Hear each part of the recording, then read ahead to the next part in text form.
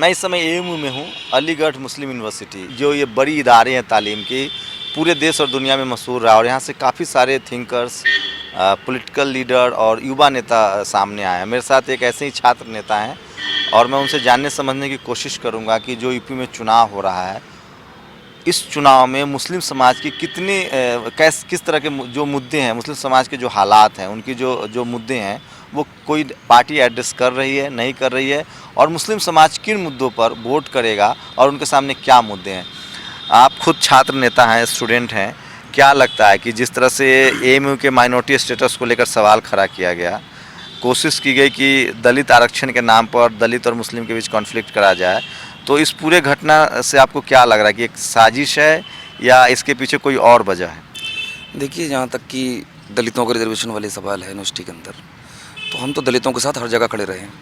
हमने कभी दलितों की मुखालफत नहीं की। अगर दलितों की मुखालफत की है तो मनुवाद के नाम पर, हिंदुत्व के नाम पर इन लोगों ने खुद की है और आज से सदियों से करते चले आ रहे हैं। हमने दलितों का हमेशा समर्थन किया है, क्योंकि हम ये जानते हैं कि कोई छोटा बड़ा होता ही नहीं किसी तरह से, और जो पिछड़ गया है, जिसे दबाया गया है, जिसे कुचला गया है, सबसे पहले उसका तालीमी इदारों में, चाहे वो आरक्षण के नाम पर उसे आगे लिया जाए, चाहे वो उसे फ़ीस की छूट के नाम पर आगे लिया जाए, उन लोगों को छूट देनी चाहिए, उन्हें अपनी बराबरी तक आने का हक देना चाहिए। मैं एक बात जोर देकर कहूँगा आपको कि इस देश में दो चीज़ें आपको समझनी पड़ेंगी। मैं आज तक किसी भी ऐसे गैर अपर कास्ट, जिसको जनरल कैटेगरी के लोग कहते हैं, उनसे नहीं मिला हूँ जो आरक्षण के पक्ष में एक बात करे। वो आरक्षण की बात भी करेगा तो कहेगा कि आरक्षण आर्थिक आधार पर हो।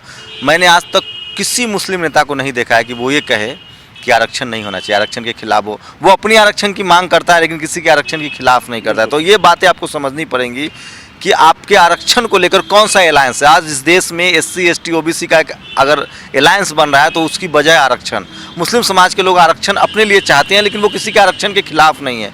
लेकिन इसी देश में एक तेज़ी से एक वर्ग है जिसको हम जनरल कैटेगरी कहते हैं, वो उस वर्ग के बहुत सारे ऐसी जातियाँ हैं जो खुद के लिए आरक्षण मांगती है लेकिन उसे आरक्षण से परहेज भी है, वो आरक्षण का विरोध भी करती है। तो इस तरह से आरक्षण एक अफर्मेटिव एक्शन के तहत देश को मजबूत बनाने का वो औजार है, वो हथियार है जिससे देश का हर नागरिक मजबूत होगा, पढ़ा लिखा होगा, सामाजिक रूप से, आर्थिक रूप से समृद्ध होगा, तभी एक देश मजबूत बनता है। क्या लग रहा है कि ये जानबूझकर कोशिश की गई कि एएमयू, चूँकि इसका माइनॉरिटी स्टेटस है, चाहे वो जामिया हो, एएमयू हो, तो एक दरार पैदा की जाए? देखिए, हिंदुस्तान का जो संविधान है वो भी ये कहता है कि आप अपने माइनॉरिटी इदारे जो हैं, आप खुद उन्हें बनाइए और उनके साथ किसी भी तरह का, अगर आप उसे इस्टेब्लिश करते हैं, बनाते हैं, उसके साथ किसी भी तरह का गवर्नमेंट भेदभाव नहीं करेगी। वो इदारे आपके रहेंगे। और हमारा जो इदारा है, अलीगढ़ मुस्लिम यूनिवर्सिटी जो है, वो इनका बनाया हुआ इदारा नहीं है ना। हमारा जो इदारा है वो ब्रिटिश पार्लियामेंट से बना है। हमें जो यूनिवर्सिटी का जो दर्जा मिला है वो ब्रिटिश पार्लियामेंट से मिला हुआ है। उसमें 35 लाख रुपये उस वक्त में जो हमारे बुज़ुर्गों ने इकट्ठे करके उन लोगों को दिए थे, ब्रिटिश हुकूमत को। उसके बाद उन्होंने हमारे मदरसे को, मोहम्मद ओरिएंटल कॉलेज को यूनिवर्सिटी का दर्जा दिया ब्रिटिश पार्लियामेंट में। हम पहले से ही माइनॉरिटी हैं, माइनॉरिटी करेक्टर हमारे पास है। हमें स्टेटस की लड़ाई लड़नी है सिर्फ अपनी, जो स्टेटस उन्होंने हमसे छीन लिया है। करेक्टर किस चीज़ से माना जाता है? करेक्टर हमारी तहजीब से माना जाता है, हमारी बिल्डिंग से माना जाता है, और हमारी जो यहाँ की तमाम डिग्रीज़ हैं और जो हमारे डॉक्यूमेंट, उन सब पे लिखी हुई हमारे कुरान की आयत इस बात की शाहिद है, गवाह है कि हम माइनॉरिटी थे, ये हमने इस्टेब्लिश किया है। ये एक चुनाव का समय है, आपको क्या लगता है कि जिस तरह से बीजेपी ने साफ साफ कहा कि मुझे यूपी में कोई मुसलमान नहीं मिला, शाहनवाज हुसैन का बयान है ये, कि हम उनको टिकट दें, क्या लग रहा है उनको एक हाशिए पर धकेलने की कोशिश है? जो डाइवर्सिटी है देश में उसको ख़त्म करने की कोशिश है। इसे आप किस तरह से देखते हैं? देखिए, शाहनवाज हुसैन साहब जो कह रहे हैं कि उन्हें पूरी यूपी में कोई मुसलमान नहीं मिला, तो मैं उनसे सिर्फ एक छोटी सी बात कहना चाहता हूँ। उन्हें लगता है कि वो इतने काबिल हैं तो अलीगढ़ मुस्लिम यूनिवर्सिटी आए। यहाँ का एक छोटा तलबा उनसे डिबेट करने को तैयार खड़ा हुआ है, और अगर वो डिबेट में अलीगढ़ मुस्लिम यूनिवर्सिटी के तलबा को नीचा दिखा पाते हैं और उसे अपने से कमतर साबित कर पाते हैं तो वो हिंदुस्तान के वजीर बन जाए, हमें कोई एतराज़ नहीं। मुसलमानों के लिए बड़ा मुद्दा क्या है इस बार इस चुनाव में? तालीम, सुरक्षा, रोजी रोटी, आरक्षण, सच्चर कमेटी की रिपोर्ट सिफारिश लागू हो? देखिए, हमारे साथ तो 60 साल से दलितों के साथ सदियों से भेदभाव किया जा रहा है, उन्हें जलील किया जा रहा है, उन्हें मारा जा रहा है, उनकी इज्जतें लूटी जा रही हैं, उन्हें शर्मसार किया जा रहा है। हमारे साथ 65 साल का जो ये गैप रहा है हिंदुस्तान की आज़ादी के बाद, तब से जुल्म के हाशिया सबसे ज़्यादा हमारे ऊपर रहा है। दलित और हमारे साथ दोनों का अब इस वक्त दलितों से ज़्यादा बदतर हालत हमारी कर दी गई है। हम अगर ज़िंदा हैं तो अपने रोज़गार पे ज़िंदा हैं, अपने हाथों के हुनर पे ज़िंदा हैं।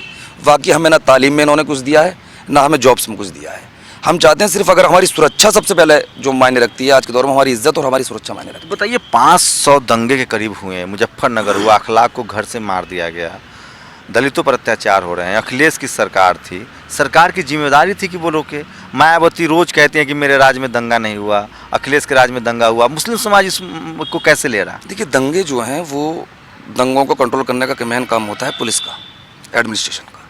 लेकिन एडमिनिस्ट्रेशन में जब जब समाजवादी की हुकूमत आई है, मैंने ये देखा है जब से मैंने होश संभाला है कि समाजवादी की हुकूमत में एक बरादरी विशेष के लोगों को पूरा का पूरा एडमिनिस्ट्रेशन सौंप दिया जाता है, चाहे वो पुलिस का हो, चाहे वो डिस्ट्रिक्ट का डीएम का एडमिनिस्ट्रेशन हो, सब के सब एक बरादरी विशेष को दे दिया जाता है। और वो बरादरी विशेष उन 5 सालों में लूट मार करने में लग जाती है, वहाँ ना वो कानून का राज बना पाते हैं ना किसी चीज़ का राज, वो सिर्फ पैसे का राज बनाते हैं।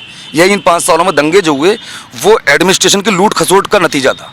ये अखिलेश और जो इनका राहुल का गठबंधन हुआ है, कह रहा है कि ये 7 यूपी को पसंद है, इन वक्त पर गठबंधन हुआ है, क्या लग रहा है इसमें वो राजनीतिक क्षमता है इनकी कि वो फिर से दोबारा, क्योंकि कोई तो मजबूरी रही होगी इन वक्त पर। कोई समाजवादी पार्टी जो पूर्ण बहुमत की सरकार बनाती है पिछले साल, वो 100 सीट किसी दूसरे को दे दे, कोई तो मजबूरी रही होगी। देखिए, कांग्रेस की क्षमता की बात करी जाए तो कांग्रेस ने तो उस मुल्क पर कई बार हुकूमत की है। हमें किसी की क्षमता पर सवाल खड़े नहीं करने हैं। क्षमता हो सकता है कि उनकी 100 से भी ज़्यादा की हो, या हो सकता है कि 5 भी ना रहे। यूपी में लगता है कांग्रेस 100 सीट निकाल पाती है अगर वो चुनाव लड़ती है अकेले तो? मुझे नहीं लगता कांग्रेस 100 सीट निकाल तो उसको 100 सीटें मिल तो गई। 100 सीटें मिली तो हैं, लेकिन 100 सीटें निकालना और मिलना, वैसे तो लोकदल 100 से ज़्यादा पे इलेक्शन लड़ रहा है शायद, जो मुझे महसूस होता है, लेकिन निकालने की बात अलग है। अब बात ये बनती है कि 2 वर्ग जिनके ऊपर जुल्म और ज्यादती की जा रही है, सिर्फ जिन्हें निशाना बनाकर एक एजेंडा जो तैयार किया गया है वो उन दोनों कौमों को। तो यूपी चुनाव में आप उन दोनों वर्गों का, जो आप दलित और मुस्लिम की बात करें, कोई एकता यूनिटी बनता देख रहे हैं?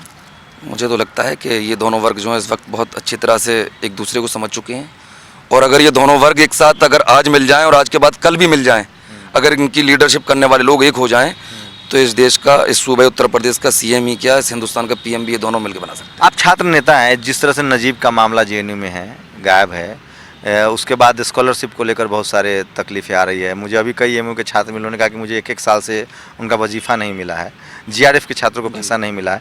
क्या लग रहा है जब से नई सरकार केंद्र की आई है, जो चूँकि आपका अलीगढ़ यूनिवर्सिटी सेंट्रल यूनिवर्सिटी है, तो इस तरह के जानबूझकर हालात पैदा किए जा रहे हैं, खासकर जेएनयू, एएमयू या जामिया के, या ये सरकार सचमुच चाहती है कि उसके खिलाफ जो इदारे हैं बड़ी बड़ी, जहाँ से राजनीतिक नई सोच पनपती है, उसको रोकने की कोशिश है? देखिए, एएमयू एक ऐसा इदारा है जो पूरी दुनिया के अंदर, हिंदुस्तान के अंदर ही नहीं, दुनिया के अंदर मुसलमानों को एक नई पहचान देता है, चाहे वो तालीमी एतबार से हो, चाहे वो उनके बोलने के एतबार से हो। अलीगढ़ अगर हिंदुस्तान को लीडर भी दिए हैं, शाहनवाज हुसैन साहब कह रहे हैं कि पूरी यूपी में कोई नेता नहीं था, कोई इस लायक नेता के बनता, तो मैं शाहनवाज से कह देना चाहता हूँ कि वो ये जान लें कि अलीगढ़ ने हिंदुस्तान को वो नेता दिए हैं जिन्होंने गोल मेज वार्ता में इंग्लैंड में जाकर कहा था कि गुलाम हिंदुस्तान में मेरा जनाजा भी नहीं जाएगा।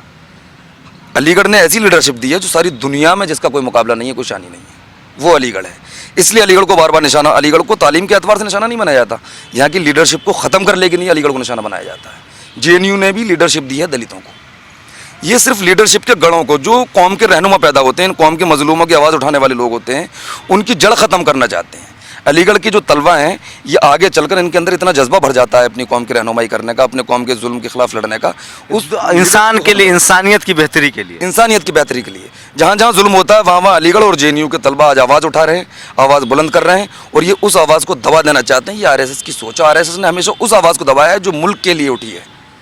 ये तो वो लोग हैं जो मुल्क के खिलाफ रहे हैं, चाहे वो आज़ादी की जंग रही हो, चाहे वो आज दलितों का आंदोलन रहा हो, जो भी रहा हो। ये सिर्फ एक कौम ऐसी है, आरएसएस जैसे लोग कहते हैं, वो आरएसएस ऐसी है। और तमाम पार्टियों में, जो पार्टी, चाहे वो सीएम, मैं मानता हूँ अखिलेश की पार्टी में भी आरएसएस की सोच को ऊपर रखने वाले लोग बहुत मौजूद हैं। और जब तक इन लोगों के कहने पर काम करते रहेंगे, दंगे होते रहेंगे, हम मरते रहेंगे, दलित पिछड़ते रहेंगे, कुछ नहीं होने वाला इस मुल्क का। तो देखिए ये हालात है। आप लोग कैसा नेता चाहते हैं देश में? कैसा आपकी कल्पना में क्या है, कैसा नेता कैसा होना चाहिए? देखिए, हमारा देश बहुत आदर्श नेता चाहिए, जो कोई धर्म नहीं मानेगा, कोई जाति पाति नहीं मानेगा, वो हमेशा देश की हित के लिए काम करेगा, देश की उन्नति के लिए काम करेगा, ऐसा नेता चाहिए। कोई ऐसा नेता दिख रहा है? मोदी जी को तो पूरा देश ने वोट दिया था, क्या लग रहा है वो खरे उतर पाए हैं? जी, अभी तक तो उसका जो कार्य किया, अभी तक तो उसे नहीं पता चल रहा है। अभी तक तो वो देश भ्रमण कर रहा है, बहुत सारे तो बताया था, वो भी तो नहीं दिखाई दे रहा है। तो देखिए, ये आप एक बात को गौर कीजिए कि अभी जो हालात बन गए, किस बात पर आपको राष्ट्रद्रोही घोषित कर दिया जाए, किस बात के खाने पीने को लेकर आपको देशद्रोही घोषित कर दिया जाए, ये बड़ा डर रहता है। पत्रकार हों, आम आदमी हो, लोग आजकल बोलने से पहले भी सोचने समझने लगे हैं और वो अपनी बात कहने से पहले भी हिचकते हैं। लेकिन कुछ ऐसी जगह हैं इस देश में जहाँ से आवाज़ बुलंद होती रही है, चाहे वो AMU हो, जामिया हो, JNU हो, DU हो, पटना यूनिवर्सिटी हो। और शायद मैं इसी वजह से AMU में आया हूँ। यहाँ के जो छात्र हैं, जो छात्र नेता हैं, जो प्रोफेसर हैं, वो अपनी बातें रखते रहें, मजबूती से रखते रहें। और मैं चाहता हूँ कि ऐसे संस्थान रहे जहाँ विरोध की आवाज़ें, असहमति की आवाज़ें लगातार बुलंद हो, लगातार पुख्ता हो। और AMU की भी एक पहचान है, उसने हमेशा से देश को दिशा दी है, उसने हमेशा से एक असहमति की आवाज़ उठाई है, उसने हमेशा से मानवीयता के पक्ष में आवाज़ उठाई है, उसने हमेशा से बराबरी के पक्ष में आवाज़ उठाया। और इसलिए बहुत ज़रूरी हो जाता है कि AMU जैसे संस्थानें और बने इस देश में, फले फूले। और AMU को लेकर जो राजनीति हो रही है उसे भी बंद होनी चाहिए, ताकि आपके देश को बेहतरीन नेता, बेहतरीन लोग, बेहतरीन प्रोफेसर, बेहतरीन वैज्ञानिक मिल सके। और इसलिए AMU को लेकर राजनीति हो, JNU को लेकर राजनीति हो, एक रंग में रंगने की जो साजिश है ना, कि हमारी बात से आप सहमत हैं तभी आप बेहतर हैं, अगर आप हमारी बात से सहमत हैं तो आप राष्ट्रद्रोही है। इस बात से आपको निकलना पड़ेगा, नहीं तो हो सकता है कि आज हमारी बारी है, कल आपकी बारी होगी। तो इसलिए ज़रूरी है कि इस मुल्क को अगर आपको बचाना है, इंसानियत को बचाना है, हर तरह के भेदभाव को ख़त्म करना है, तो आप अपनी आवाज़ बुलंद कीजिए और आँखों में आँखें डालकर अगर आपको लगता है कि कुछ गलत हो रहा है तो उसके खिलाफ़ आवाज़ उठाइए और बोलिए। कैमरामैन के साथ शंभू कुमार सिंह, नेशनल दस्तक, AMU, अलीगढ़।